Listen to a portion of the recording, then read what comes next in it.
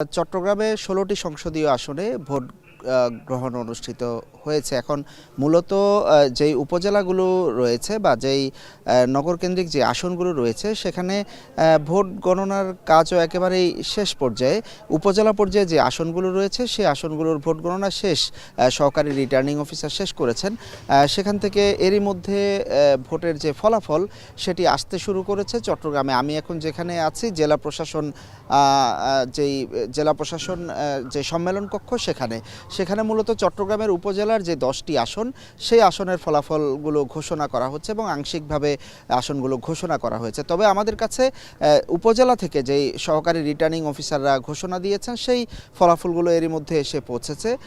সেই ফলাফলগুলো আমি একটু যদি বিশ্লেষণ করি তাহলে বলি যে চট্টগ্রাম 1 আসন যেটি মিরসরাই, সেখানে বিএনপির যিনি প্রার্থী ছিলেন নুরুল আমিন, তিনি এর আগেও কিন্তু নির্বাচন করেছেন। সেখানে জামায়াতের যিনি প্রার্থী ছিলেন অ্যাডভোকেট সাইফুর রহমান, তিনি কিন্তু এবার নতুন মুখ ছিলেন। স্ট্রবেরি সুপার ডটেড ও ক্লাসিক ভ্যারিয়েন্ট সেন্সেশন জাগুক শিহরণ মিরসরাইয়ের জন্য সেখানে দাঁড়িপাল্লার প্রতীক অর্থাৎ সাইফুর রহমানকে হারিয়ে নির্বাচিত হয়েছেন নুরুল আমিন। তেমনিভাবে তার পাশের যে আসনটি চট্টগ্রামের সীতাকুণ্ড, যেটি 4 আসন, সেখানে আসলাম চৌধুরী, যিনি এর আগেও নির্বাচন করেছেন বিএনপির পক্ষ থেকে এবং বেশ প্রভাবশালী, তার পাশাপাশি নির্বাচন করেছেন নতুন মুখ জামায়াতের আনোয়ার সিদ্দিকী, তাকে হারিয়ে আসলাম চৌধুরী নির্বাচিত হয়েছেন। কিন্তু যদিও আদালতের একটি নির্দেশনা থাকায় তিনি ঋণ খেলাপি, সে কারণেই সে আসনের ফলাফল আপাতত ঘোষণা করা হচ্ছে না নির্বাচন কমিশনের পক্ষ থেকে। চট্টগ্রাম 3 আসন সন্দ্বীপ, সেই 3 আসনে বিএনপির যিনি প্রার্থী হয়েছেন মোস্তফা কামাল পাশা, তিনি জামাতের যিনি প্রার্থী ছিলেন আলাউদ্দিন শিকদার, তিনি জামাতের শক্তিশালী প্রার্থী ছিলেন উত্তর জেলার, তিনি জামাতের সভাপতি, তাকে হারিয়ে এই মোস্তফা কামাল পাশা নির্বাচিত হয়েছেন ধানের শীষ থেকে। চট্টগ্রাম 2 আসনের কথা যদি বলি, সরোয়ার আলমগীর, তিনি বিএনপির প্রার্থী, তিনি একই সাথে তিনি বেশ ঋণ খেলাপিও।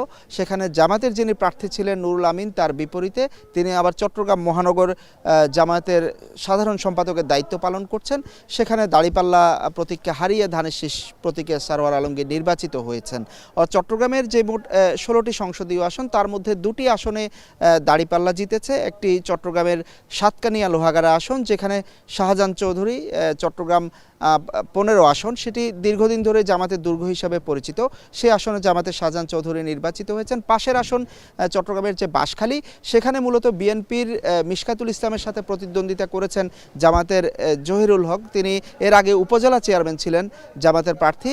আর বিএনপির যিনি প্রার্থী তিনি কিন্তু নতুন মুখ সেই আসনের। পাশাপাশি সেখানে কিন্তু বিএনপির আরেকজন শক্তিশালী প্রার্থী ছিলেন বিদ্রোহী প্রার্থী লিয়াকত, চেয়ারম্যান হিসাবে যিনি পরিচিত, তিনি বেশ শক্তিশালী। মূলত তাদের দুজনের ভোট ভাগাভাগি হওয়ার কারণে সেই আসন থেকে জামায়াতের প্রার্থী জিতে আসেন।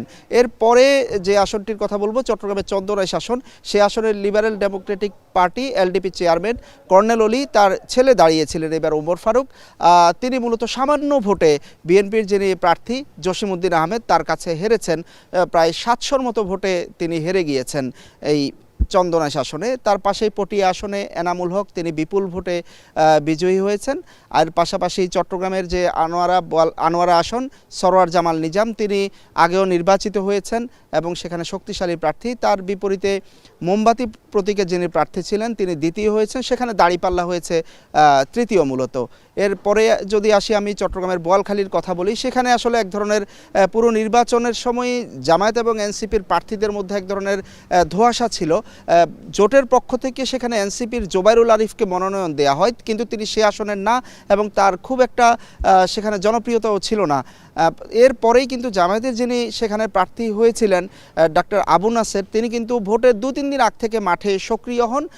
সক্রিয় হয়ে তিনি আসলে বিপুল পরিমাণ ভোট পান বলা যায়, যে 2-3 দিনে তিনি যে প্রচারণা চালিয়েছেন তার বিপরীতে সেখানে বিএনপির প্রার্থী যিনি এরশাদুল্লাহ, তিনি কিন্তু আগে থেকে মহানগর বিএনপির আহ্বায়ক এবং আগে থেকে প্রচারণায় ছিলেন, তিনি আসলে জয়ী হয়েছেন। এদিকে আবু সুফিয়ান জয়ী হয়েছেন, আবু সুফিয়ান যে আসনটিতে নির্বাচন করেছেন তিনি সেখানে জয়ী হয়েছেন। এর পাশাপাশি চট্টগ্রামের হাটহাজারী যে আসন, সেখানে মীর হেলাল জয়ী হয়েছেন।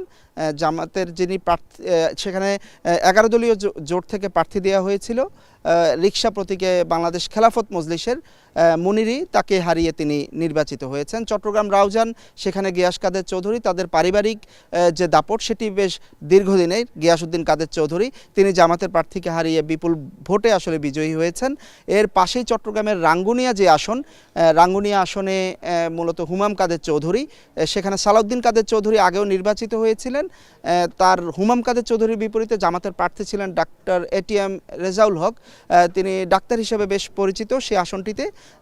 তবে তাকে হারিয়ে হুমাম কাদের চৌধুরী কিন্তু সেখানে বিপুল ভোটের ব্যবধানে জয়ী হন। আর চট্টগ্রামের যে আসন সেখানে একটিতে সাইদ আল নোমান তিনি জয়ী হয়েছেন জামাতের প্রার্থীকে হারিয়ে।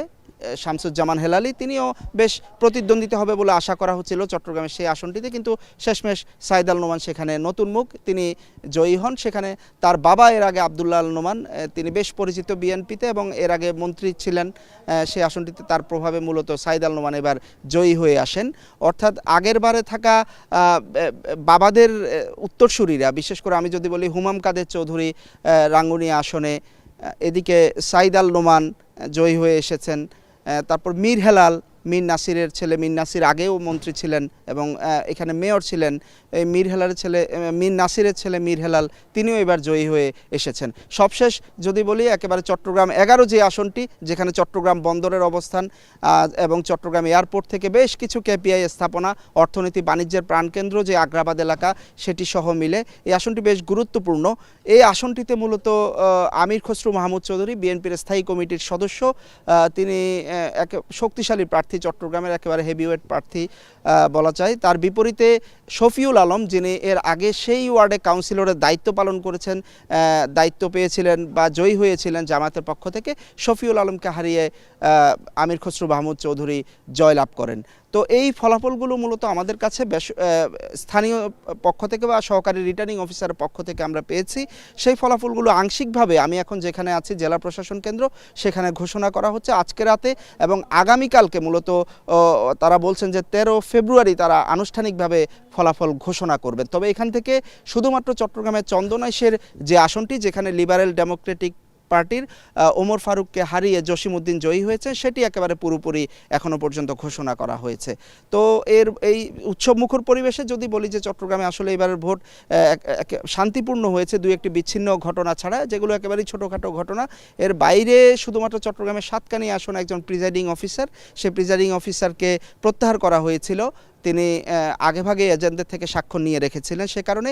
এর বাইরে কিন্তু চট্টগ্রামে একেবারে বলা যায় যে শান্তিপূর্ণভাবেই ভোট অনুষ্ঠিত হয়েছে। প্রায় 40,000-এর মতো আইনশৃঙ্খলা রক্ষাকারী বাহিনীর কর্মকর্তা, 43,000 ভোট গ্রহণ কর্মকর্তা এবার কাজ করেছেন। 113 জন প্রার্থী প্রতিদ্বন্দ্বিতা করেছিলেন, 66 লাখ ভোটার, যার মধ্যে 50% মতো ভোটার ভোট দিয়েছেন, অর্থাৎ 33 থেকে 35 লাখ ভোটার চট্টগ্রামে ভোট দিয়েছেন এবার।